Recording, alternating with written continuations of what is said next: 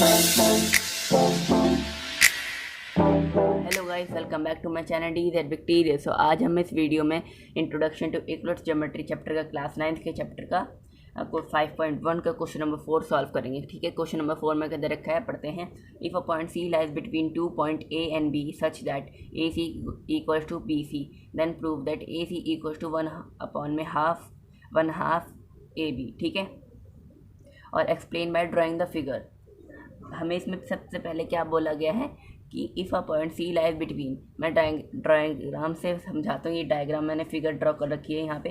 ठीक है, if a point C lies between two point A and B, ये दो ए बी एक लाइन है। ठीक है, ए बी पॉइंट है, तो इनके बीच में क्या लाया करता है, सी। इनके बीच में सी लाया करता है। ठीक है, अप्रूव हो गया। मतलब मैंने ड्राइंग इससे आपको बता रहा हूँ, यहाँ पे ए बी दोनों लाइनों के बीच में सी लाया करता है। ठीक है, तो ये हो गया यहाँ तक कंप्लीट।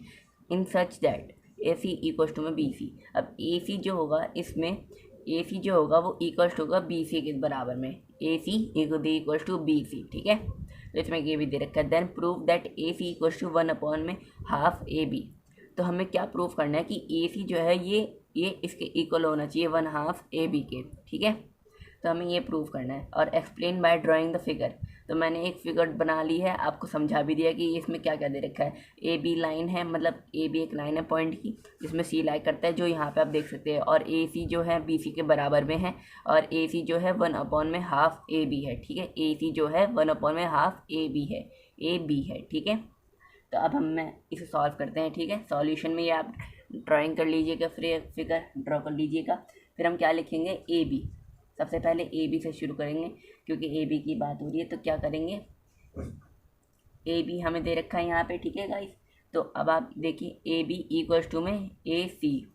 ए बी किसके बराबर है, ए बी एक लाइन है पूरी, वो किसके बराबर है, ए सी और बी सी के। क्योंकि ये दोनों हाफ हो रहे हैं ना, ये सी बीच में आ रहा है, तो ये हाफ हो रहे हैं, ए सी और बी सी। ठीक है, हाफ हो रहे हैं ना, इसलिए मैं इसके ए बी किसके बराबर होगा, एक तो ए सी के बराबर में और दूसरा बी सी के बराबर में।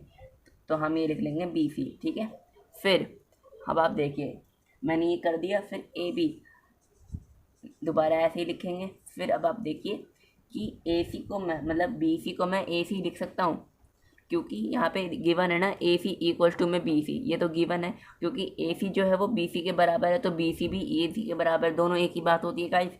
तो इसलिए मैं बी सी को ए सी बना के लिख रहा हूँ। तो ये मैंने लिख दिया ए सी प्लस में ए सी, तो ये हो गए ए सी।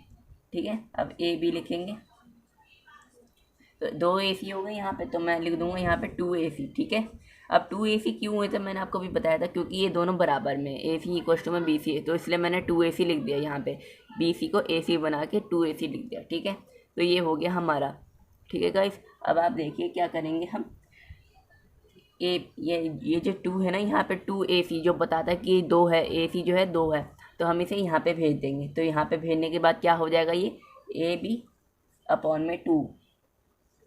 ठीक है, ये इक्वल टू में ए सी।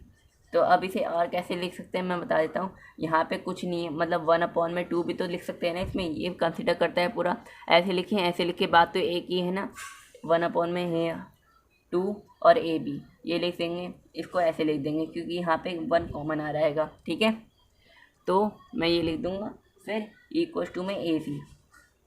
ठीक है, तो ये हो जाएगा हमारा आंसर, क्योंकि यहाँ पे इक्वल टू में ए सी मैंने वैसे ही पुट कर दिया जैसे लिखा हुआ था। ठीक है, 2 यहाँ पे चला गया, तो ए सी बचेगा यहाँ पे। अब ये इसलिए इसके बराबर इसलिए हुआ, मतलब ये सॉल्व ऐसे हो गया, क्योंकि यहाँ पे हमें यही तो प्रूफ करना था, ए सी इक्वल टू में 1/2 ए बी, तो यही तो लिखा है। अब आप इसे ऐसे भी लिख सकते हैं, ए सी इक्वल टू में 1/2 ए बी। इसको पूरा वहाँ पे ले जाइए और इसको यहाँ पे ले जाइए, तो यहाँ से पूरा हमारा आंसर जो है सॉल्व होता है गाइस।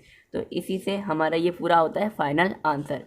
ठीक है गाइस, तो अब मिलते हैं अपने नेक्स्ट क्वेश्चन में, क्वेश्चन नंबर 5 में। तब तक के लिए subscribe my channel and watch my videos. Bye bye.